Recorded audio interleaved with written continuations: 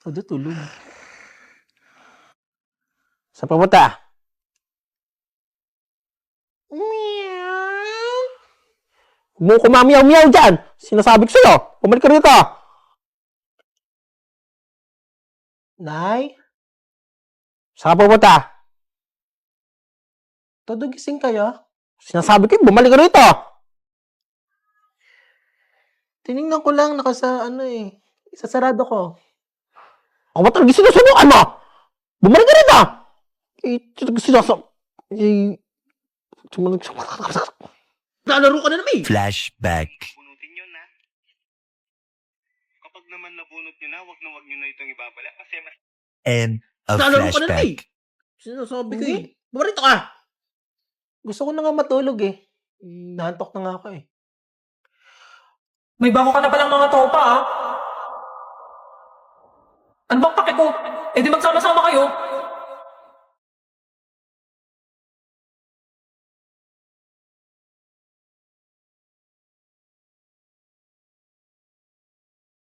Ang larong ginagawa ngayon ni Damian Desmond ay tinatawag na flames na may ibig sabihin na friends, lovers, affection, married, enemies, at soulmate. Ginagawa ito ng mga dilulu para malaman kung magiging ano sila ng crush nila.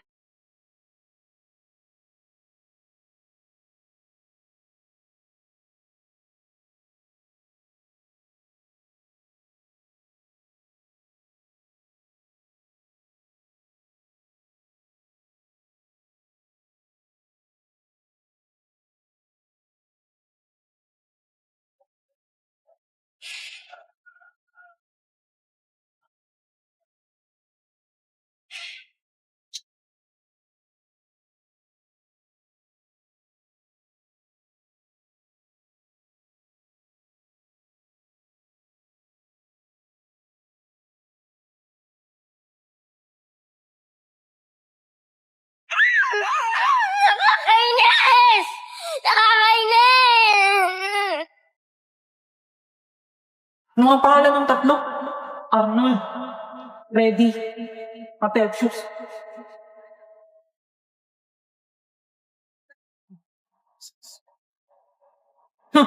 Eto nga, wala silang pagkapareho eh.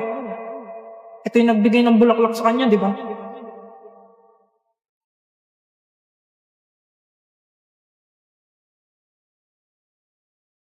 Kaibigan lang pala kayo.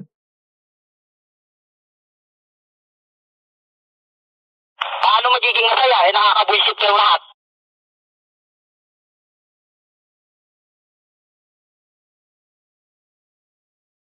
Kain na muna ako.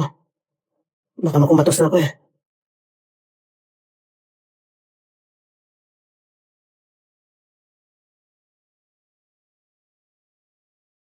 Okay, I understand. She's funnier, she's skinnier, she's prettier. Don't worry, I wouldn't choose me either. Baby, paano? Hoy! Ano ginagawa mo dyan? Naglilinis lang po. Aso nga lang parang sobra na. Kasi sa totoo lang, wala naman talaga akong karapatan. Oo, alam ko naman, dahil magkaibigan lamang ng turingan. Kung alam mo lang na mas higit pa sa kaibigan ang pakiramdam ko sa'yo, nalaman mo sana na kahit na wala pang tayo ay nasasaktan na. Sa ligo ay hindi na makalaya. Dapat ano ba ang Ang bawat gabi, wala mang nakikita. Dayon!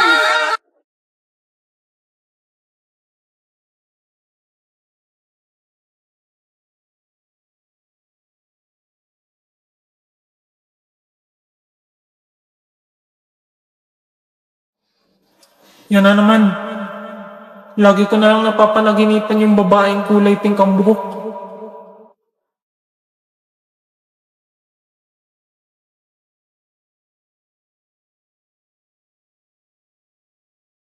Hoy, Beke! Sasabay ka ba? Wait lang!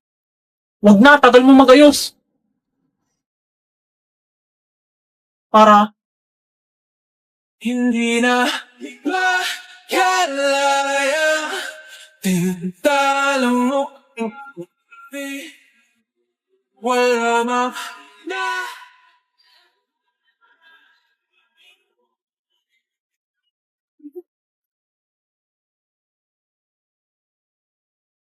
Makikisuyo po.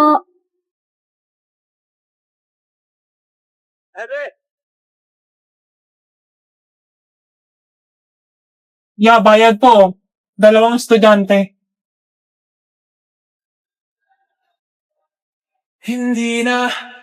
Hala, nakapains kuyang pogi. Ang ganda ko today, shock. Schoolmate ko pala po. Pwede pala yung ganyang buhok.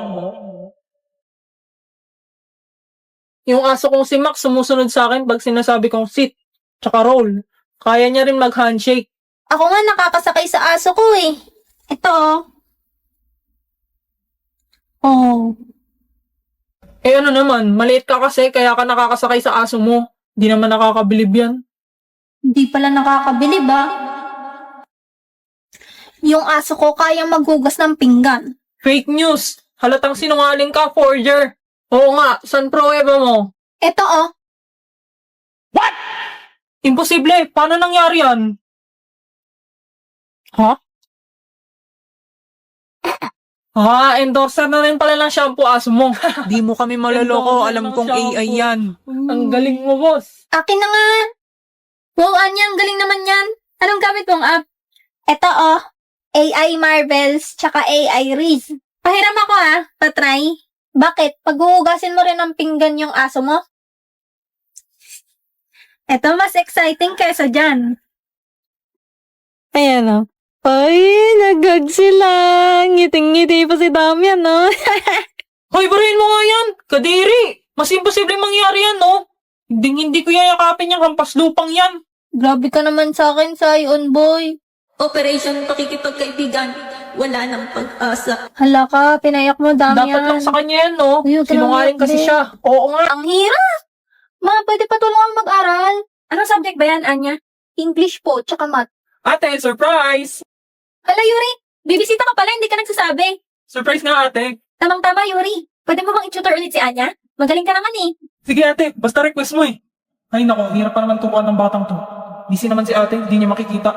O anong ipapaturo mo? Ano pong pinagkaiba ng adjective, verb, tsaka adverb? Andali. Ulitin mo yung tanong mo. Pindutin mo to tapos sabihin mo dito sa CP. Anong pinagkaiba ng adjective, verb, tsaka adverb? Ang mga adjective, verb, at adverb ay tatlong pangunahing uri ng salita sa gramatika na may magkakaibang tungkulin sa pangungusap. Narito ang kanilang mga pagkakaiba. Adjective, naglalarawan ito ng noun o pronoun. Sinasaad ni Gawin mo naiintindihan ng grade 1. okay para sa mga bata sa grade 1. Isipin ang mga salita bilang mga kaibigan na may iba't ibang trabaho sa isang pangungusap. O, gets mo na? Ang kaibigan Ang galing, naglalarawan. Tito. Sino yung nagsasalita? Sa trabaho mo yan? Hindi. Si Sisi to AI app. Libre lang yan kaya i-download mo para hindi mo inaabala si ate. Sige, mas magaling naman to magturo kaysa sa'yo eh. Aba? Paano dito sa math, Tito? Hindi ko naman matype tong nakalagay. Ang grade 1 ba talaga inaaral nyo? Ayan, pwede mong picturean yung tanong dito sa CC app.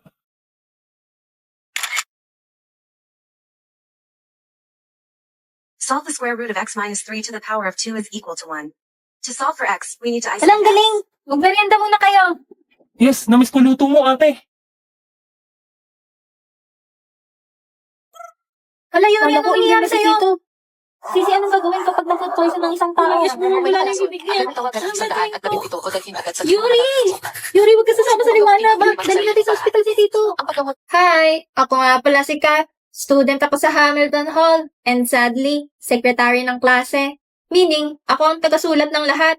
Sobrang busy ko, promise. Laging pinapasa ni Freddy yung mga gawain sa akin. Grabe, ang daming kailangan gawin. May calculus problem set, physics lab report, statistics project, tapos may research paper pa sa practical na research too. Stress! Buti na lang talaga may CC app. Sana all may CC. Yokaf, based sa pinaggagawa mo, here's your schedule for the whole week. Don't forget to hydrate. OMG! Ang organized! May time pa para mag-scroll sa TikTok at mag-stalk kay crush. Charis! Salamat, CC. Sana all CC. Kat! Emergency meeting! Kailangan natin ng volunteers para sa science boot fair natin. Freddy, it's Monday, hindi pa ako nagkakape. Pero Kat, kailangan natin ng concept, kailangan natin ng design, kailangan natin ng glitter. Wow, glitter. Very STEM. Exactly! Ikaw nang bahala sa boot design, okay? Ikaw naman ang creative genius natin eh. Ako nang bahala maghanap ng glitter. Creative genius. More like convenient na pwedeng utusan. Narinig ko yun. Kaya mo na yun, Kat. Malaki ka na. Love you! Love you too, Freddy. As a friend. Sana all. Okay, Sisi says after class, art supply store. Great. Wait, sino yung girl na yun? Parang lagi siya nakatingin sa building namin. May stalker ba kami? Or may crush siya kay Freddy? Naku, lagot na. Okay, focus ka. Kailangan matapos to bago mag-deadline. Kat, get dressed. Lalabas tayo. Ma, may tinatapos akong research. Hay nako, buti pa yung kapatid mo. Stop comparing me to Kate. I'm not her. Tama, hindi ikaw si Kate. And you will never be Kate. Kate is dead. Hindi na siya babalik. Pero hanggang ngayon, umaarte ka pa rin na parang nandito siya. Gaga, pinatay mo naman ako. Tara na nga, ma. Hi, that's my life, guys. Pero wait, Sisi says I have a 2-hour window for family time. Okay, fine. I'll go as long as it fits my Sisi schedule. Quiz tayo. True or false? Question: may karapatan akong magselos. True or false? Kung di rin tayo sa huli, awatin. Ang binaspan nyo sa terrace. Ha? Aalis kami ng mga bata, maghiwalay na lang tayo sa akin lahat ng mga bata. Malis ka dito. Walang problema. Basta akin ang nanay. Hanggang angas. Why am I the only one standing stranded on the same Wag na wag mong sasabihin na hindi mo na naman. 忘れっぽいんだな。ありがとう。でもどうして？さて、どうしてでしょう。今すらねらず連れてきた人何様でを走る夢 Iba na kaya crush ko? Uy, sino? Oh. Aray ko.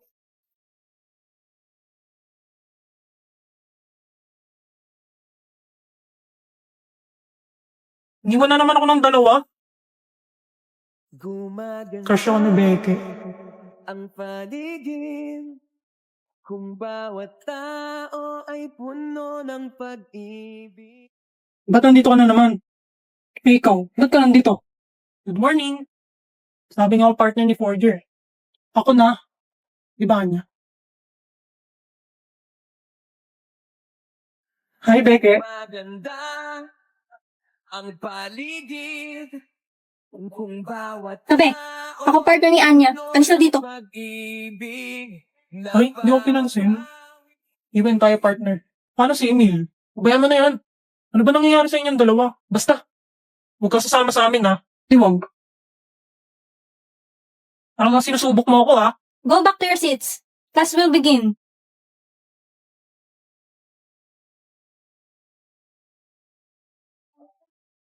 Maganda Becky, ang paligid, pansinin mo. kung bawat tao Becky. ay puno ng pag-ibig. Nababaw